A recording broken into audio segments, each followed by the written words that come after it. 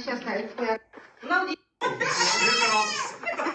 біздің қазақта ата бабамызда ажырасу деген болмаған. Өйткені олардың басында мынандай керемет екі жас қартайсын деп олардың көпшіктері тұтас болған. Сондықтан сондай ата бабаның жолын ұстансын деп өзімнің бауырыма осындай көшік алып келдім. Ол ботагөз деген құрақпенен бейнеленген.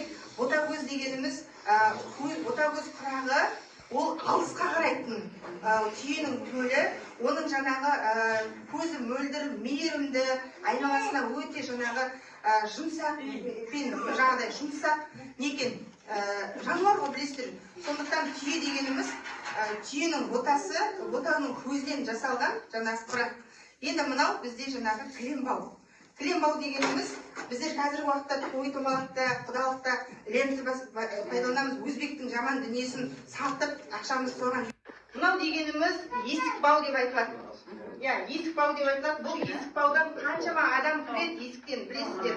Сондықтан келген адамның көңілі тоқ болсын, осы үйге келген құт болсын деп, қазақ деген шашулы қылып төрге шашушы шашады. Соны қазақ мынандай жаңағыдай шашпаумен, мынандай шашақтармен бейнелеген екен. Мынау көк дегеніміз көк бейне, көк аспанның бейнесі. Ақ деген өмірі ағарсын деген, асығы алшысынан түссін деген. Мынау мінекей тобық, міне жаңа қазақта күшті сөз бар ғой, тобыққа қатысты.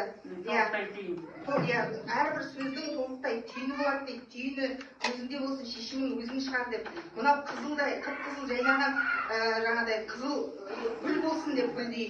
Ұлдарың моншақты болсын, қыздары моншақты болсын деп.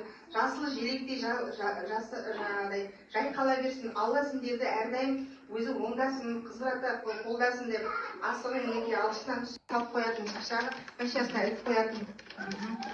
Мынау енді өзімнің балама да ырым болсын деп өзіме де тапсырыс беріп алып қойдым. Мынау көк түрін. Келесі артынан да көшік бәрі жатпайды. Көшік айтайыншы, көшік айтайыншы.